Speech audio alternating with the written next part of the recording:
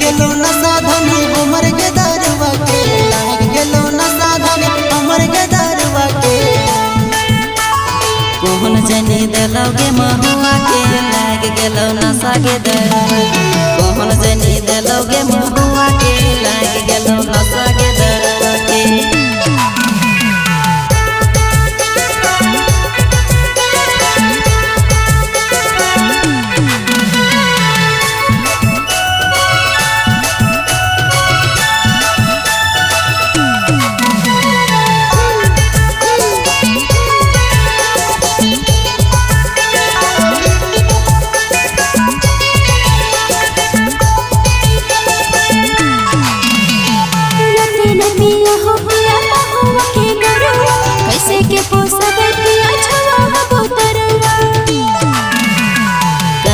फिकिरे धानी पिया दगे दरुआ।